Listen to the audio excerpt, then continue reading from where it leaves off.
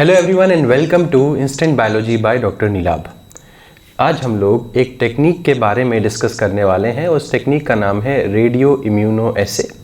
ये टेक्निक आपके गेट के सिलेबस में भी है, CSIR नेट के, DBT JRF वगैरह सभी जो लाइफ साइंस से रिलेटेड एग्जामिनेशंस हैं सभी के सिलेबस में है।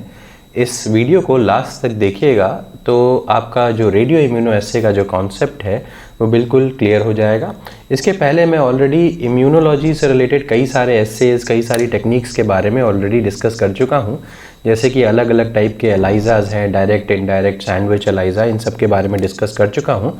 तो आज हम बात करने वाले हैं रेडियो इम्यूनो एसे की। सबसे पहले किसी भी टेक्निक को अगर आप पढ़ रहे हैं तो उस टेक्निक का आपको पर्पस पता होना चाहिए, उसका प्रिंसिपल पता होना चाहिए, वो किस तरीके से काम करती है ये पता होना चाहिए, और अपार्ट फ्रॉम दैट आपको उसका एप्लीकेशन भी पता होना चाहिए कि वो कहाँ कहाँ पे यूज़ की जा सकती है। ठीक है, तो ये हो गया बेसिक किसी भी टेक्निक के बारे में जो चीज़ें आपको पता होनी चाहिए।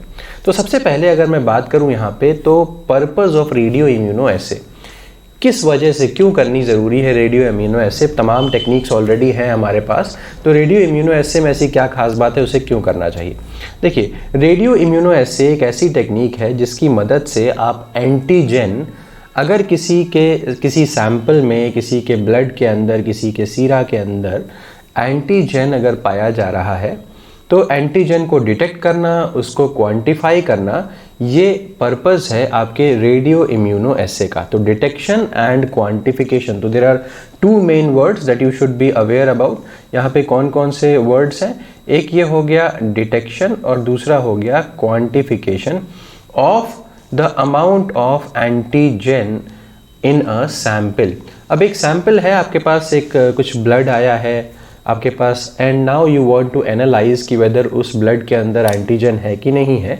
तो हमारे लिए वो एंटीजन क्या हो जाएगा, analyte. Why? Because we are going to analyse, we are going to know, we are going to find out, हम जानकारी लेने जा रहे हैं कि वेदर वो एंटीजन ब्लड के अंदर है कि नहीं है। तो in this case the antigen is our analyte. ये बात समझ में आई होगी। दूसरी बड़ी ख़ास चीज़ है इस टेक्निक की कि this technique is sensitive as well as specific. तो सेंसिटिविटी बहुत अधिक है। सेंसिटिविटी का मतलब क्या है, अगर यहाँ पे एंटीजन का अमाउंट काफ़ी कम भी है, लेस अमाउंट भी है, तब भी इजीली इस टेक्निक से आप उसको डिटेक्ट कर सकते हैं।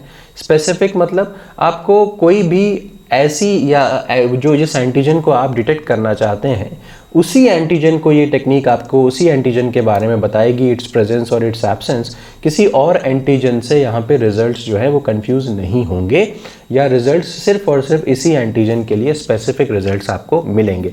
तो this is meant by sensitivity and specificity. तो किसी भी टेक्निक में यही दो पॉइंट ज़्यादा इंपॉर्टेंट है कि वो टेक्निक कितनी सेंसिटिव है और कितनी ज़्यादा स्पेसिफिक है। अब यहाँ पे बात करते हैं प्रिंसिपल की।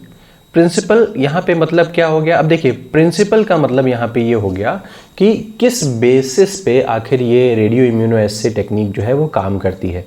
तो यहाँ पे जो बेसिस है इसके काम करने का वो है कॉम्पिटिटिव बाइंडिंग।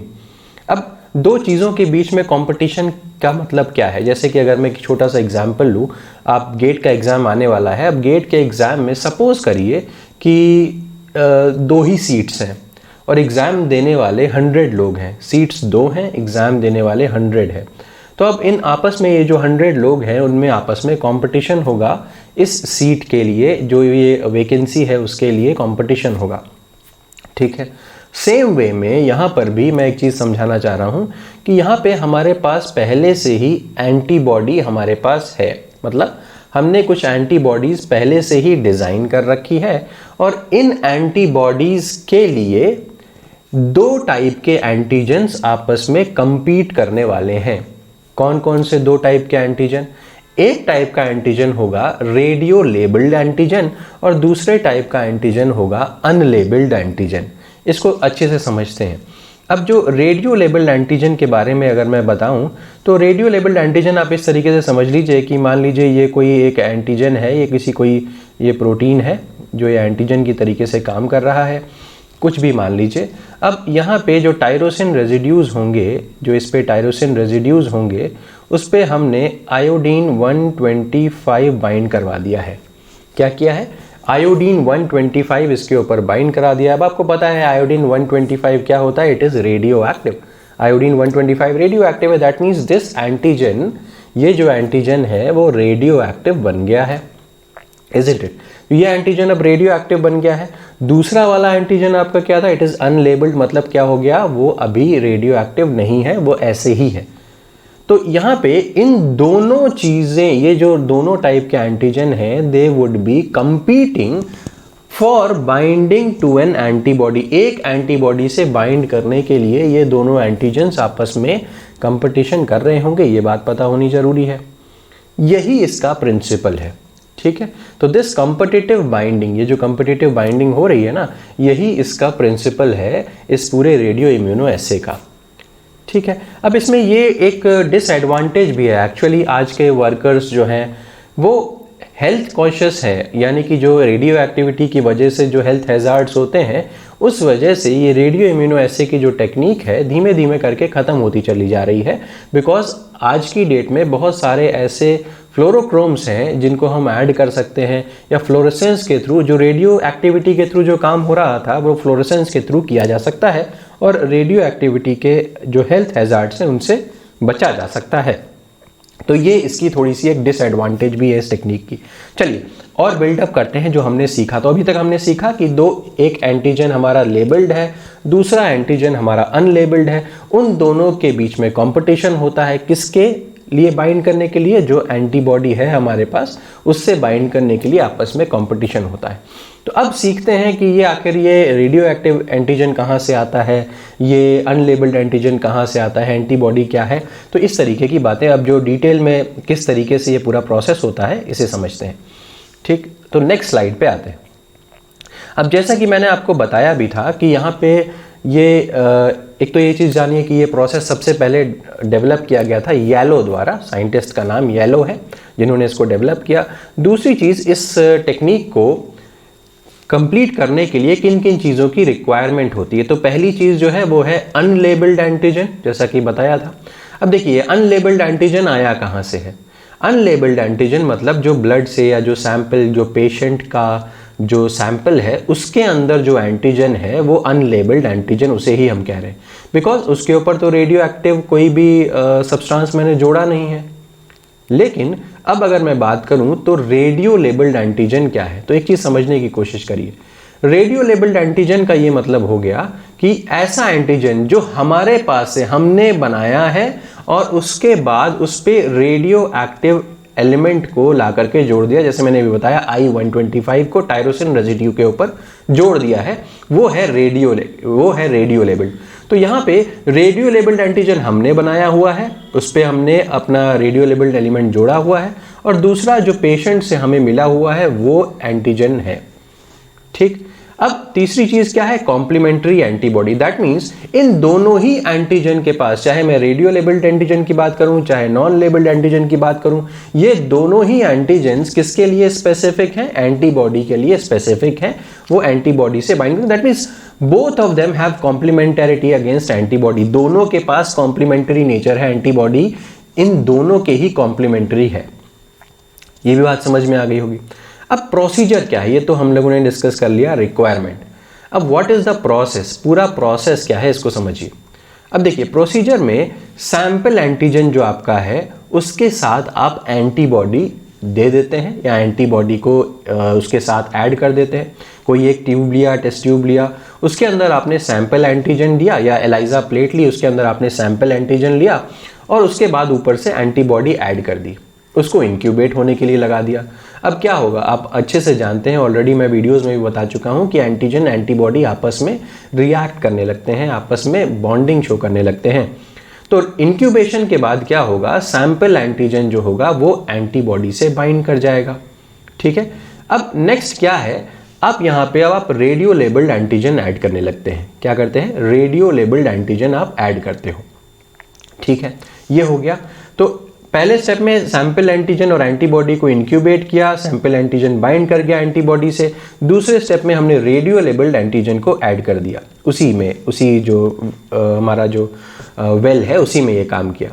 अब देखिए शुरुआत में क्या होगा, मान लीजिए अब यहां पे क्या होगा, competition between labelled and unlabelled antigen, दोनों के बीच में कंपटीशन शुरू होगा। अब इस कंपटीशन से मेरा मतलब यह है कि जिसका कंसेंट्रेशन ज्यादा होगा, मान लीजिए लेबल्ड एंटीजन का कंसेंट्रेशन ज्यादा है तो क्या होगा, रेडियो एक्टिविटी ज्यादा देखने को मिलेगी। वाई? बिकॉज ये रेडियो एक्टिव एंटीजन अब एंटीबॉडी से जाकर के बाइंड किया होगा ज्यादा अमाउंट में, तो इसलिए रेडियो एक्टिविटी ज्यादा देखने को मिलेगी। वहीं अगर मान लीजिए जो अनलेबल्ड एंटीजन है उसका कंसेंट्रेशन ज्यादा था, तो अनलेबल्ड एंटीजन ज्यादा बाइंड कर जाएगा एंटीबॉडी से और हमें रेडियो एक्टिविटी कम देखने को मिलेगी।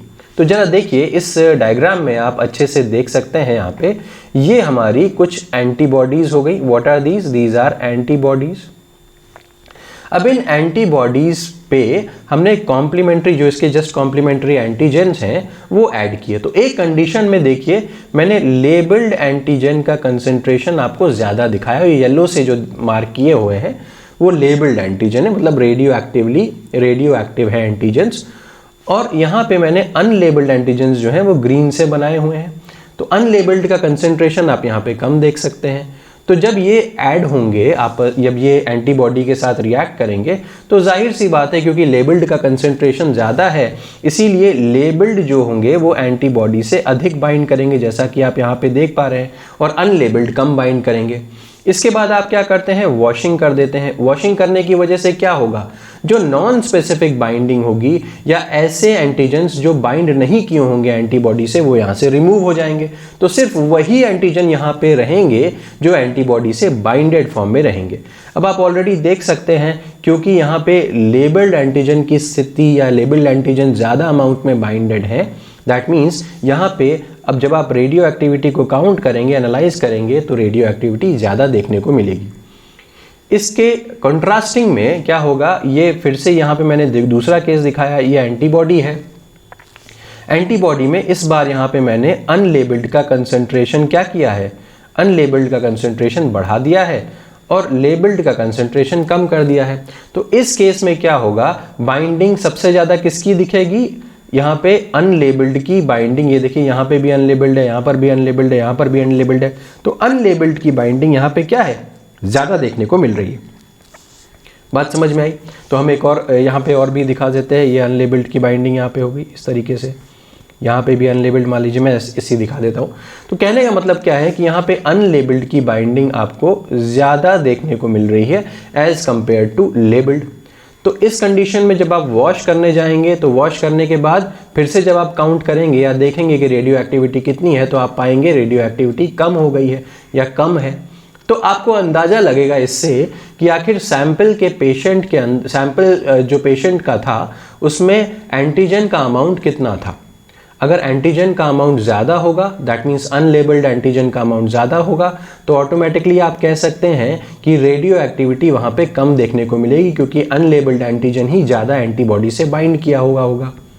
वहीं अगर मैं फिर कंपेयर करूं, मान लीजिए पेशेंट की बॉडी में जो सैंपल जो पेशेंट ने सबमिट किया उसमें एंटीजन का अमाउंट कम था, तो क्या होगा, रेडियो एक्टिव एंटीजन ज़्यादा बाउंड किया होगा एंटीबॉडी से, और रेडियो एक्टिव जब ज़्यादा बाउंड किया होगा तो रेडियो एक्टिविटी हमें ज़्यादा देखने को मिलेगी जब हम काउंट करने जा रहे होंगे। यही पूरी कहानी है। तो इस अगर मान लीजिए आप इस डायग्राम में देखिए, यहाँ पे मैंने दिखाया है कि आपको एंटीजन और एंटीबॉडी आपस में किस तरीके से बाइंड करते हैं। तो यहाँ पर आप देख भी सकते हैं, ये एक रफ सा डायग्राम है, यहाँ पे आप देख सकते हैं एंटीजन एंटीबॉडी किस तरीके से बाइंड कर रहे हैं। बहरहाल उससे ज़्यादा मुझे मतलब नहीं है। अब मैं एक और चीज़ यहाँ पे डिस्कस करना चाहता हूँ, वो है कैलिब्रेशन। अब आप कैलिब्रेट कैसे करेंगे, इस पूरे प्रोसेस को हमें एक तरीके से कैलिब्रेट कर लेना चाहिए। ठीक, तो कैलिब्रेट करने का क्या तरीका है वो भी सीख लीजिए। देखिए, same fixed amount of antibody, यहाँ पे हम किस तरीके से कैलिब्रेट करते हैं वो सीखिए। एंटीबॉडी का अमाउंट मैं फिक्स रखता हूँ, ठीक है, उसके साथ मैं known amount of unlabelled antigen डालता हूँ। Known amount of unlabelled antigen, यानी कि अभी हम पेशेंट से नोन अमाउंट लेने के बजाय अभी मैं known amount of unlabelled antigen मैंने इसके साथ ऐड किया। फिर क्या किया, same fixed amount of labelled antigen, अब उतना ही अमाउंट, जितना अमाउंट मैंने अनलेबल्ड एंटीजन का लिया था उतना ही अमाउंट मैं लेबल्ड एंटीजन का लूंगा और ये हम बाइंड करवाने को छोड़ देंगे एंटीबॉडी के साथ। अब जैसा कि मैंने आपको बताया था कि binding with the antibody will be depending upon the relative amount, जिसका अमाउंट ज्यादा होगा वो बाइंड करेगा, जिसका अमाउंट कम होगा वो नहीं बाइंड करेगा। लेकिन यहां पे एक चीज देखिए, याद रखिएगा, दोनों की एफिनिटी, चाहे वो लेबल्ड एंटीजन हो चाहे वो अनलेबल्ड एंटीजन हो, दोनों की ही एफिनिटी एंटीबॉडी के लिए सेम रहती है, एफिनिटी के अंदर कोई भी परिवर्तन नहीं होता। अब हम क्या करते हैं, इस इंफॉर्मेशन के साथ हम एक स्टैंडर्ड कर्व बना लेंगे। कैसे बनाएंगे स्टैंडर्ड कर्व, हम धीमे धीमे अनलेबल्ड एंटीजन का कंसंट्रेशन इंक्रीज करते जाएंगे। अब देखिए यहाँ पे हमने एक कर्व बना लिया है। कैसे, यहाँ पे y एक्सिस पे percentage antibody bound to labelled antigen, मतलब यहाँ y एक्सिस पे percentage antibody bound to labelled antigen, labelled antigen से कितनी एंटीबॉडी बाउंड है, और x एक्सिस पे कंसंट्रेशन ऑफ अनलेबल्ड एंटीजन मैंने बनाया है। मतलब देखिए, जैसे जैसे हम अनलेबल्ड एंटीजन, यहाँ पे अनलेबल्ड एंटीजन का कंसंट्रेशन बढ़ता चला जा रहा है। देखिए, जैसे जैसे आप अनलेबल्ड एंटीजन का कंसंट्रेशन बढ़ा रहे होंगे वैसे वैसे क्या हो रहा होगा, वैसे वैसे कंसंट्रेशन ऑफ, वैसे वैसे जो y एक्सिस पे आप percentage antibody bound to labelled antigen है वो घटता चला जा रहा होगा। क्यों, क्योंकि लेबल्ड एंटीजन का कंसंट्रेशन या अमाउंट अब धीमे धीमे कम होता जा रहा है, अनलेबल्ड का अमाउंट धीमे धीमे बढ़ता चला जा रहा है। तो इससे क्या होगा, ये ग्राफ इस तरीके का नीचे बढ़ता हुआ चला जाएगा। तो ये देखिए, ये क्या हो रहा है, धीमे धीमे क्या होता जा रहा है, जो परसेंटेज अमाउंट है लेबल्ड एंटीजन का वो धीमे धीमे घटता हुआ चला जा रहा है। वाई, बिकॉज आप यहाँ पे एक्स एक्सिस पे अनलेबल्ड एंटीजन का अमाउंट बढ़ाते हुए चले जा रहे हैं। अब जब ये स्टैंडर्ड कर्व मुझे पता चल जाएगा, जब मुझे ये स्टैंडर्ड कर्व पता चल जाएगा, तो अब जब मुझे परसेंटेज एंटीबॉडी बाउंड या percentage antibody bound to labelled antigen मुझे अब पता चल जाएगा, क्योंकि मेरे पास एक स्टैंडर्ड कर्व आ गया है। अब सपोज किसी पेशेंट का सैंपल आया, सैंपल में कोई अननोन अमाउंट ऑफ एंटीजन है, अननोन अमाउंट ऑफ एंटीजन है, और याद रखिएगा ये अनलेबल्ड होगा। अब क्या करूंगा, जब मैं इसको रिया या रेडियो इम्यूनो एसे में डालूंगा तो मुझे क्या पता चल जाएगा, कितनी परसेंट एंटीबॉडी इस लेबल्ड, इस कितने परसेंट एंटीबॉडी जो है वो लेबल्ड एंटीजन के साथ जुड़ी है, ये मुझे पता चल जाएगा। कैसे, जैसे ही मुझे पता चला कि कितने परसेंट एंटीबॉडी लेबल्ड एंटीजन के साथ जुड़ी है, क्योंकि मैं लेबल्ड एंटीजन का तो मैंने डाला होगा कंसेंट्रेशन, कितने परसेंट एंटीबॉडी लेबल्ड एंटीजन के साथ जुड़ी है, जैसे ही ये पता चला वैसे ही मैं, अब सपोज करिए यहाँ पे 60 है, मान लीजिए 60% जो एंटीबॉडी है वो लेबल्ड एंटीजन के साथ मुझे देखने को मिली, तो अब मैं क्या करूँगा, यहाँ से एक परपेंडिकुलर डाल दूंगा और सीधे यहाँ से नीचे एक परपेंडिकुलर नीचे डाल दूंगा एक्स एक्सिस पे। अब ये जो कंसंट्रेशन मिल रहा है मुझे, वो अनलेबल्ड एंटीजन का कंसंट्रेशन मिल जाएगा। यानी कि जो सैंपल, जो पेशेंट के सैंपल के अंदर जो अनलेबल्ड एंटीजन है उसका कंसंट्रेशन कितना है वो मुझे यहाँ पे इस डायग्राम की मदद से ऑटोमेटिकली मिल जाएगा। ठीक है, तो इस तरीके से हम रेडियो इम्यूनो एसे को यूज़ कर सकते हैं क्वांटिटेटिव या क्वांटिटी जानकारी के लिए, कि क्वांटिटी कितनी है, किसी पेशेंट के अंदर कोई जो एंटीजन को हम सस्पेक्ट कर रहे हैं वो है कि नहीं है तो कितना अमाउंट है, ये सारी की सारी चीज़ें हम रेडियो इम्यूनो एसे से ये पता लगा सकते हैं। तो ये पूरा इन्फॉर्मेशन हो गया रेडियो इम्यूनो एसे के बारे में। मुझे उम्मीद है कि ये वीडियो आपको पसंद आया होगा, आपके सारे डाउट्स इससे क्लियर हुए होंगे। अगर ये वीडियो पसंद आया है तो इसे लाइक करिए, मेरे चैनल को सब्सक्राइब करिए, बेल आइकन को दबाना बिल्कुल मत भूलिएगा। Thank you so much, have a good day.